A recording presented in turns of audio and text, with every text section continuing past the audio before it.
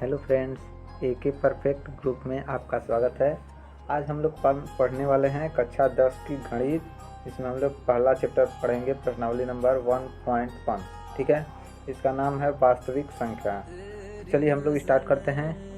तो first question है कि निम्नलिखित संख्याओं का HCF ज्ञात कीजिए, करने के लिए यूक्लिड विभाजन एल्गोरिथ्म का प्रयोग कीजिए।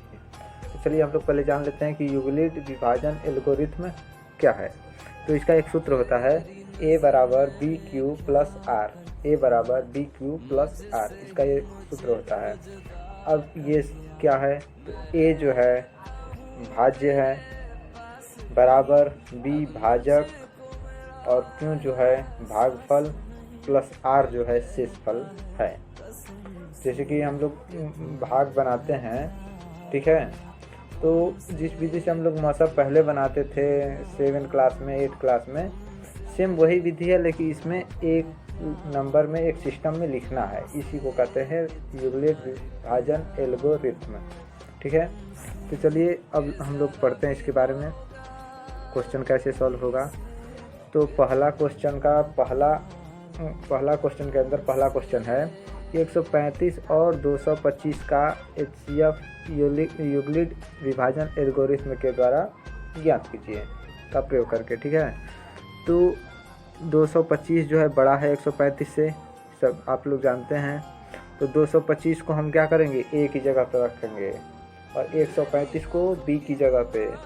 ठीक है, बी गुणे क्यू, यानी कि 135 से कितनी बार में 225 जाएगा, वो भाग वाला विधि वही वाला है। ठीक है, 2 बार में हम लोग ले जाएंगे तो 225 से ज़्यादा चल जाएगा, इसलिए हम लोग 1 बार ले जाएंगे, 1 बार में ले जाएंगे, और प्लस शेष कितना बचेगा 90। तो इसको प्लस आर की जगह पे 90 लिख देंगे। ठीक है, उसके बाद अभी तो शेष हम लोग को 0 नहीं प्राप्त हुआ, तो जब तक 0 नहीं प्राप्त होगा तब तक इसको हम लोग जारी रखेंगे, यही काम। अब क्या करेंगे, बी को ए बना देंगे, और जो आर है यानी कि शेषफल है उसको बी बना देंगे। तो अब कितनी बार में जाएगा, फिर भी 1 बार में जा रहा है, 45 शेष बचा। उसके बाद चलिए 90 इक्वल टू, अब 90 और शेषफल कितना है 45, तो 45 को बी की जगह पे रख देंगे। यहाँ पे थोड़ा सा मिस्टेक हो गया है, तो 45 को बी की जगह पे रख देंगे। अब कितनी बार में जाएगा, 2 बार में, 45 दूना 90, यानी कि शेषफल कितना बचा 0। तो शेषफल 0 आ गया, इसलिए क्योंकि शेष शून्य है, इस प्रक्रिया को यहीं रोक देते हैं। ठीक है, क्योंकि इस समय भाजक 45 है, इसलिए 135 और 225 का HCF कितना होगा, 45 होगा। क्यों 45 होगा, क्योंकि 45 ही वह संख्या है जिसके द्वारा इन दोनों का शेष शून्य आया है। ठीक है, आप लोग पहले बना रहे थे, सेम वही विधि है, केवल इसको सूत्र पे बैठाना है। ठीक है, तो इसके बाद चलिए दूसरा देख लीजिए।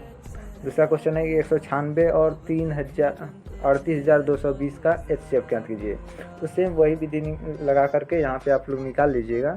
ठीक है, तो वही आएगा आंसर, 196 आ रहा है यहाँ पे, HCF इसका 196 आएगा। सॉल्व कर लीजिएगा आप लोग। ठीक है, और जहाँ गलती आएगा, नहीं समझ में आएगा, तो यहाँ पे है सॉल्व किया हुआ, इसको देख लीजिएगा। ठीक है, उसके बाद चलिए हम लोग आगे पढ़ते हैं। 867 और 225 का HCF कितना होगा। तो 867 बड़ा है, इसलिए उसको ए की जगह पर रखेंगे, बी की जगह पे 255 गुणे, अब कितनी बार में जाएगा, तो 2 बार में अभी कम है, 3 बार में ले जाएंगे तो भी कम है, 4 बार में ले जाते हैं, ज़्यादा चला जाता है, तो इसलिए हम कितनी बार ले जाएंगे, 3 बार ले जाएंगे। यहाँ 3 बार ले जाएंगे, तो 3 बार में 102 आ जाएगा। ठीक है, तो 102 आ जाएगा, तो फिर हमें अब यह क्या करना होगा, ये प्रक्रिया आगे बढ़ानी होगी। तो आगे बढ़ाएंगे, क्योंकि 102 शेष है, शेष हम लोग कितना चाहिए 0, इसलिए हम लोग आगे बढ़ाएंगे। तो 255 अब जो है वहाँ पे उतर जाएगा। आप लोग सब लोग नियम जानते हैं। अब 102 बी की जगह पे आ जाएगा। अब कितनी बार में जाएगा, 2 बार में। 3 बार में ले जाएंगे, क्यों नहीं ले जा सकते, क्योंकि 3 बार में ले जाएंगे तो 255 से आगे चला जाएगा। ठीक है, तो इसलिए हम लोग 2 बार ले जाएंगे, तो शेष बचेगा 51। उसके बाद अब हम लोग आगे बढ़ते हैं, तो ऐसे करके 51 से 2 बार में ले जाएंगे तो 102 आ जाएगा, 51 दूना 102। तो शेष हम लोग का 0 आ गया। तो शेष 0 आ गया तो हम लोग यह प्रक्रिया यहीं पे रोक देते हैं, ठीक है। और इसका भाजक कितना है, 51 है, इसलिए 267 और 255 का 867 और 255 का HCF कितना होगा, 51 होगा। आप लोगों को समझ में आ रहा है। तो ऐसे ही मैं पूरा हाई स्कूल का ऑल सब्जेक्ट पढ़ाऊँगा आप लोगों को। आप लोगों को कोई चिंता करने की ज़रूरत नहीं है कि आप गाँव में हैं या आपको अच्छे टीचर मिल नहीं रहे हैं, तो इससे आपको कोई आपकी पढ़ाई पर कोई प्रभाव पड़ने वाला नहीं है। मेरे चैनल को ज्वाइन कर लीजिए और आपको A to Z all subject की पूरी तैयारी मैं खुद करवाऊँगा और हर एक डाउट को मैं बताता जाऊँगा। यदि आप लोग को किसी भी क्वेश्चन में डाउट आ रहा है तो उसको कमेंट करके हमारे चैनल पे भेज दीजिए। जो भी चाहे जो भी क्वेश्चन हो हाई स्कूल का, चाहे किसी भी सब्जेक्ट से हो, आप उसका जो है फ़ोटो खींच करके क्रॉप करके भेज दीजिए या तो प्रश्नावली और क्वेश्चन संख्या लिख करके भेज दीजिए। मैं उसको सॉल्व करके आप लोगों को रिप्लाई ज़रूर दूंगा, ठीक है। तो चलिए हम लोग आगे बढ़ते हैं। हाँ, एक बात और, मेरे चैनल का नाम क्या है, AK perfect group, AK perfect group. चलिए हम लोग आगे बढ़ते हैं। प्रश्न संख्या 2 है, कह रहा है कि कोई भी धनात्मक विषम पूर्णांक 6q + 1, 6q + 3, 6q + 5 के रूप का होता है जहाँ q कोई पूर्णांक है, जहाँ q कोई पूर्णांक है, ठीक है। तो माना कोई धनात्मक पूर्णांक a और b बराबर 6, माना यहाँ पे अभी मान रहे हैं, यहाँ पे अभी कोई चिंता करने वाली बात नहीं है। यूक्लिड एल्गोरिथम का सूत्र मैंने बता दिया आप लोगों को कि a बराबर BQ + R होता है। तो b की जगह पे क्या माने हैं, 6 माने हैं, b की जगह पे 6 माना गया। और क्यों माना गया है तो ये भी मैं आप सबको बताऊंगा कि BQ + R होता है, सूत्र में बताया है मैंने। तो सॉरी 6q + 1, ठीक है। तो b की जगह पे क्या है, 6 है, तीनों में है b की जगह पे 6, इसलिए हमने b की जगह पे 6 मान लिया, ठीक है, क्योंकि वहाँ पे दिया हुआ है। तो a बराबर BQ + R, जहाँ q क्या है, 0 से बड़ा होना चाहिए या बराबर होना चाहिए। तो r का मान क्या हो जाएगा हम लोग का, r का मान क्या होगा, 0, 1, 2, 3, 4, 5, 6 के 5 के आगे नहीं हो सकता। क्यों, क्योंकि हम लोगों ने b का मान 6 माना है, b का मान 6 माना है। अब यहाँ पे आप लोग देख लीजिए कि 0 क्या होगा, r का मान 0 से बड़ा होगा या बराबर होगा और 6 से छोटा होगा, ठीक है। इसीलिए r का मान क्या है, 6 से छोटा है और 0 से बड़ा या बराबर होगा। अब चलिए हम लोग आगे बढ़ते हैं। इसमें थोड़ा कम समझ में आएगा क्योंकि इसमें बस ऐसे ही लैंग्वेज वाला क्वेश्चन है, इसका कोई आंसर नहीं होता है, केवल सिद्ध करना होता है। तो थोड़ा कम समझ में आएगा, नहीं समझ में आएगा तो आप लोग दोबारा देख लीजिएगा और फिर भी यदि डाउट आता है तो हमसे ज़रूर कमेंट कीजिएगा। a बराबर 6q + 6q + 1, 6q + 2, 6q + 3।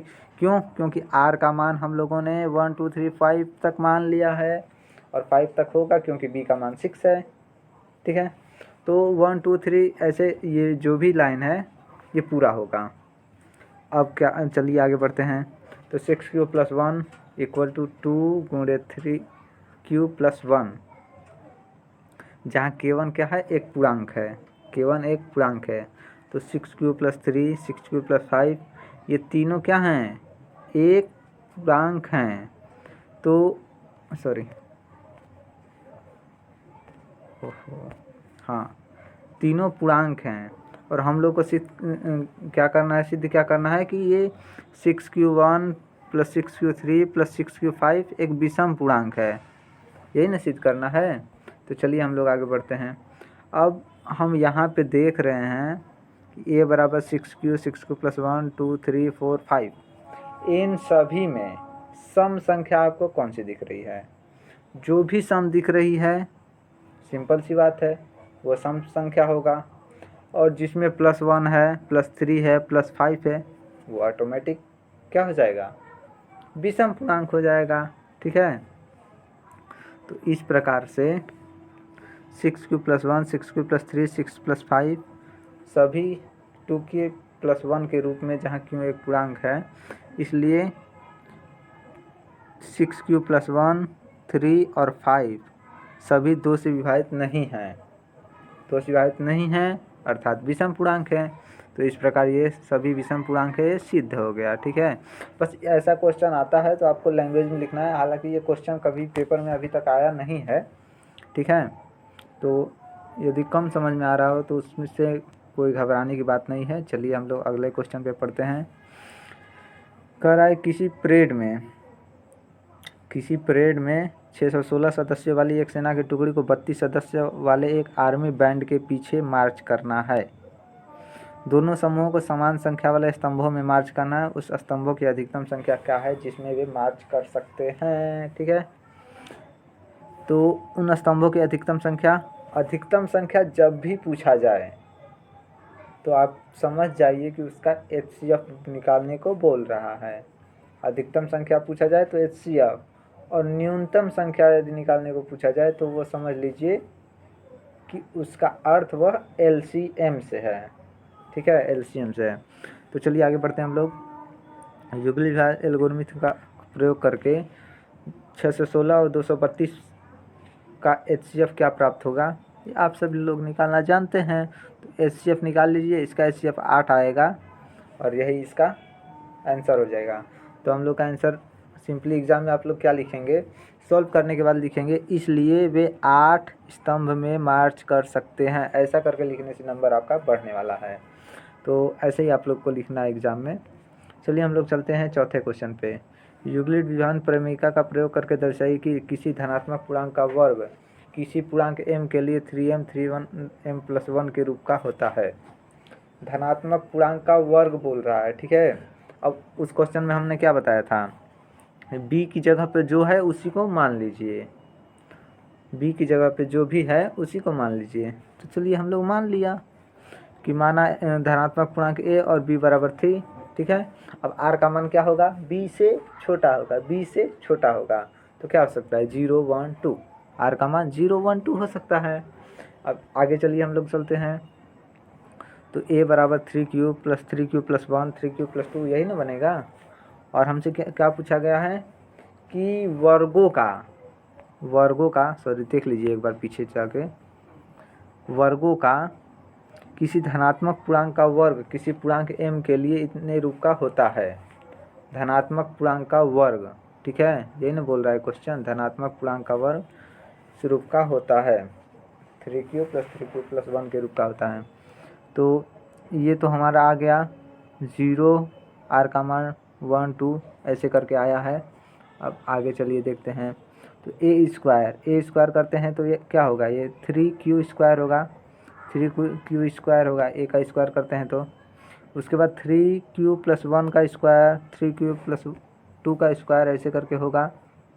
अब इन सभी का वर्ग हम लोग कर लेते हैं, इन तीनों का वर्ग करना है और आंसर हम लोग क्या आएगा 3q² या 3q ऐसे करके देख लीजिए, आप लोग दिख रहा है PDF में, आप सब लोग समझ जाएंगे ऐसे 3q या 3k2 + 1 3k3 + 1, जहाँ k1 k2 k3 धनात्मक पूर्णांक है। इस प्रकार प्रत्येक का वर्ग 3m या 3m+1 के रूप में लिखा जा सकता है। क्यों लिखा जा सकता है, यहाँ पे क्योंकि आ गया है, यहाँ पे आया है ना 3k1 या 3k2 + 1 3k3 + 1, तो +1 भी आ गया और 3k1 भी आ गया, यानी कि k हम लोगों ने क्या माना है, धनात्मक पूर्णांक माना है। और ऊपर में यही बोला जा रहा है कि यह जो है 3m या 3m+1 के रूप का होता है या नहीं होता है, इसी को सिद्ध करना था। तो सिद्ध हो चुका है सिंपली। ऐसा क्वेश्चन एग्ज़ाम में अभी तक आया नहीं है और आएगा भी नहीं, तो घबराने की कोई बात नहीं है। ये बस नॉर्मली ये लैंग्वेज का क्वेश्चन होता है। ठीक है, उसके बाद चलिए हम लोग चलते हैं। यूक्लिड विभाजन प्रमेयिका का प्रयोग करके दर्शाइए कि किसी धनात्मक पूर्णांक का घन 3m 3m+1 3m+8 9m+8 के रूप में होता है। तो इसमें क्या है, माना धनात्मक पूर्णांक b बराबर 3, क्यों, क्योंकि धनात्मक पूर्णांक घन का पूछ रहा है तो 9 तो दिया है b की जगह पे, लेकिन घन का पूछ रहा है तो हम लोग क्या करेंगे 3 मानेंगे। अब q का मान 3 से छोटा हो जाएगा।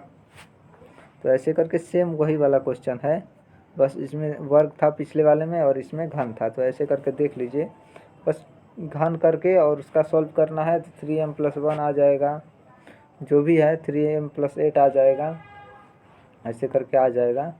तो इसलिए किसी धनात्मक घन का पूर्णांक 3m 3m+1 3m+8 के रूप का होता है, ऐसे करके आ जाएगा। यदि आपको फिर भी नहीं समझ में आ रहा है तो 2 बार 3 बार इस PDF को देख लीजिए, जो मैंने वीडियो बनाया है इसको देख लीजिए, और लैंग्वेज में इसको लिखना होता है केवल। और यदि आपके एग्ज़ाम में अचानक से भी आ जाता है तो आप लोग बस घन का बोल रहा है तो घन कर दीजिएगा, सेम वही वाला। b का मान जानते हैं आप कैसे निकालना है, r का मान जानते हैं कैसे निकालना है, तो बस सेम वही मान करके और उसका मान रख के, यदि वर्ग कर रहा है तो वर्ग का, विषम कर रहा है तो विषम का, घन कर रहा है तो घन का, ऐसे करके आप लोग निकाल लीजिएगा। ऐसे ये क्वेश्चन कभी एग्ज़ाम में अभी तक ना आया है और ना ही आने वाला है। तो मेरे चैनल को लाइक एंड सब्सक्राइब कर दीजिए ताकि मेरा सभी